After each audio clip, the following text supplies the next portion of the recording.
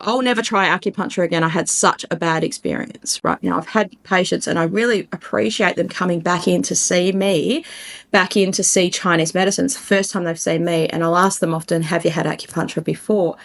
And they might say, yeah, I saw so-and-so, or I saw this person. I won't often say who it is, so that's fair enough. And it was just terrible. Like, it was so bad. I had a really bad experience. Does that mean that you're going to have that bad experience with acupuncture every time? So not necessarily. Now, what people describe as a bad experience can be lots of things, right? Like, I had one patient that said to me the practitioner just talked too much about their own personal stuff to them and they couldn't relax on the table. Another patient told me once that they were lying there with the needles in them, like, lying like this, and they're pinned down literally with their head down, and then the practitioner was trying to sell them multi-level marketing products in the giving them some kind of sales pitch while they're pinned to the table and they couldn't escape. Like, that would annoy me, right? So there's going to be differences between personalities, and hopefully practitioners will get better with those things. So I can't say for everyone that everyone's the same, and that's kind of good in a way, because if everyone was the same, it'd be a very boring world. But there can be things that you might experience with acupuncture that are very rare. They can happen. They're very, very rare, but then it may happen every time. Like, for instance, I've had a patient who had a full seizure on the table, pass out and had a seizure from acupuncture. And it turned out that he'd had that every time he's had acupuncture, almost not every time, but regularly. So acupuncture had kind of induced that scenario for him.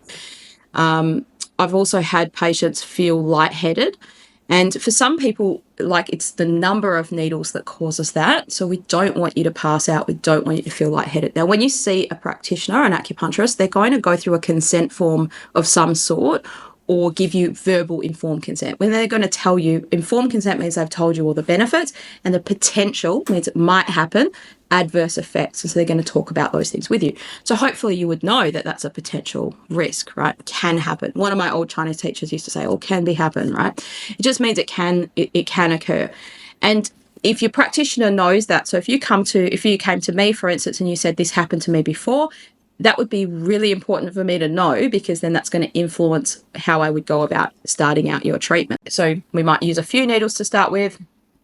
And if you don't feel lightheaded, we're all good to go as we normally would. For some people, that feeling lightheaded or having a bad experience on the table can be due to something else, not to do with the acupuncture explicitly. Like, you might not have eaten properly that day. You might be have very low blood sugar. You might be very dehydrated. You might be sick with something else, like a cold or a flu. A very common response when people are coming down with a cold or a flu, they might not feel explicitly sick. So there's no sore throat. There's no, it's just you feel tired. You feel really tired before you came in the treatment. You're like, I'm feeling tired. And maybe a bit cold, a bit shivery, a bit like, yeah, I'm loving that blanket, put that warm blanket or that heat lamp on me. And then you go home and you're like, man, I was just wiped out. Like, that's an Australian kind of a saying, but you just feel tired after the trip. You go home and you sleep and sleep and sleep. I had a person once call me who was a friend of mine. He was a boss at a workplace, and he said to me, look, I just want to ask, is this a legitimate thing? Like, this person said, oh, they called in sick to work the next day because they had acupuncture the previous day and now they were unwell from the acupuncture. And he said, is that a real thing? Like, this was back in the day when not many people had known about acupuncture as much as they do now. It's over 20 years ago. And it can happen. It's not common, but it can happen. And does that mean that if that happened to you, then it's going to happen every time? No. So it's important that you talk to your practitioner about these things. So the first common question I get is, does acupuncture hurt? Hopefully we've covered that. The second one is, I've had a bad experience of insert bad experience. Will that happen again to me? Does that mean I'm not a good candidate for acupuncture? Does that mean I can't have acupuncture, or it's not going to work for me? So that's something that you're going to have to discuss with your practitioner, but please tell them, let them know so that they know. The guy that had the seizure on the table with me never told me that was his experience in the past. And he kind of wanted to test it out and see if it would happen again. And I was like, it did happen again. And I was quite worried for him until he regained his consciousness. And then he told me that.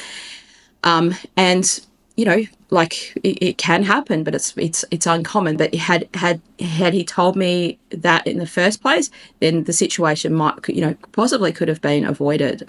So it's a good thing for you to tell your practitioner that something else has happened. If you don't want to tell the person's name, that's fine. Don't tell the other practitioner's name. That's okay.